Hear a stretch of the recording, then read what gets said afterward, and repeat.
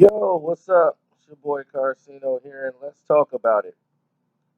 Now, there's been a total misunderstanding going on with the Jussie Smollett situation, with the investigation, and people just like saying like the investigation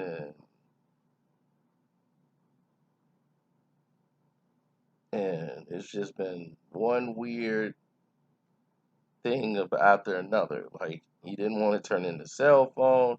They got the video footage. But let's go into what the hood is saying about the incident.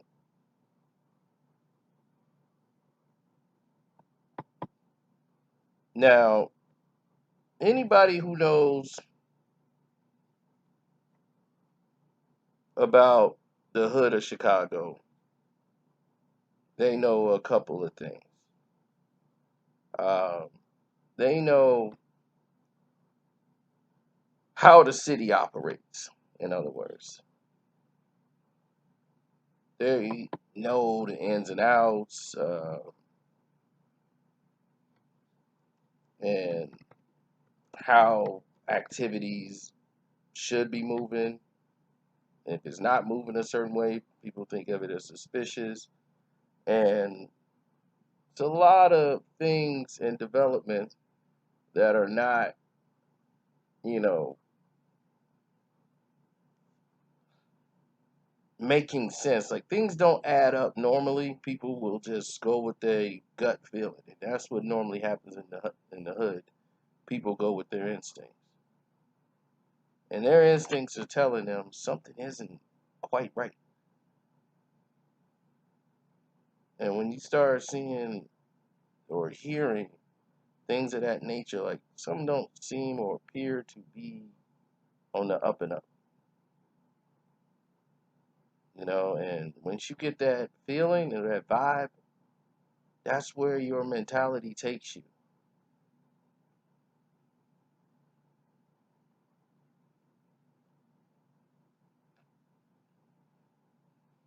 And that's where we've been headed.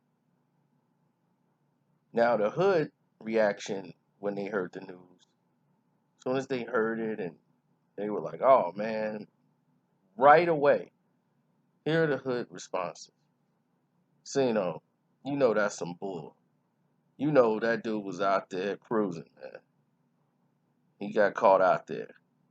He was cruising and he ran into one of his lovers and they got into a fight and now he trying to make up some story. That's one of the stories. That's one of the narratives. Now, here's the narrative that the majority of the city is going by. That he decided to go on one of these dating sites late at night, whatever they for people of his kind, and they made an agreement to meet at a subway. They didn't arrive at the subway. He bought a sandwich not to be creepy or whatever, and he left the subway.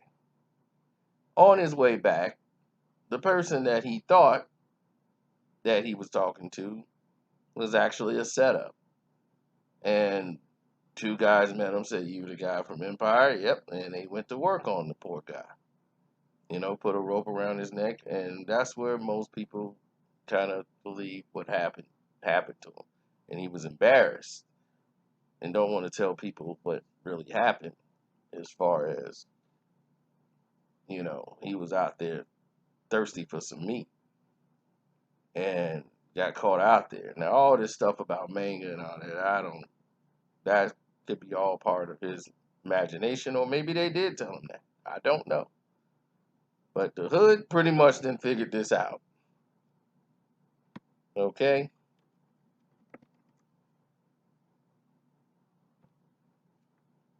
So now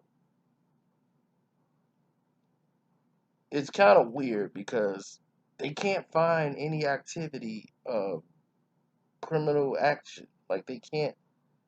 The Lowe's Hotel in downtown Chicago is like a luxury hotel.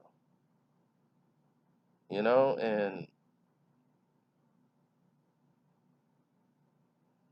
it's got pool, laundry, pet service, you know, and it's kind of weird that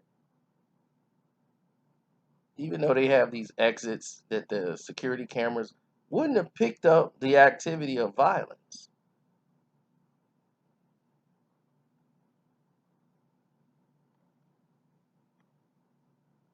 That's one thing that gets me. Wouldn't pick up the activity of violence. So, that just blows my mind.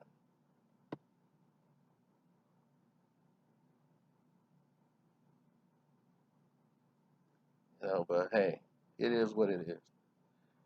But that's what the hoods are saying. And then now it's small, yeah. Some of the girls are saying he just wanted some attention because of the new season and all this stuff coming up in his solo career, and he wanted a buzz. So they cooked up this story about him being attacked. Because why didn't he tell security that he was attacked when he walked into the hotel? So I don't know. You know, I'm pretty much going with the second story of the hood story. I mean, of all the hood, people making their assessment. The second one makes more sense to me. And I believe that. I believe he was on one of those sites that was, for his kind.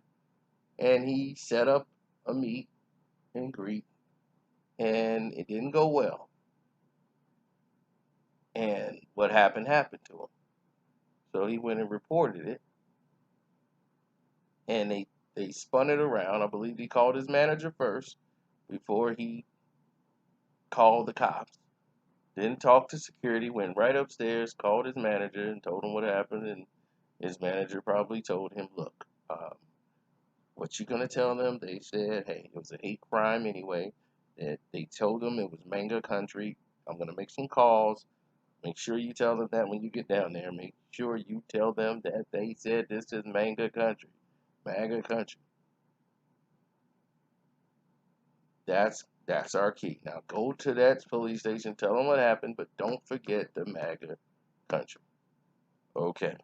And from that point on, every Democrat, liberal, has been making statements. Hang in there, baby, hang in there. I just think, he was out there cruising and, cruising before the afternoon and was caught out there. It's an embarrassing situation for him, which I don't know why it is because he's already openly what he is. So, anyhow, we'll see what happens and how it all plays out. But thank you guys, man, for the donations again on the Cash App. You guys have been killing it this week. I appreciate that.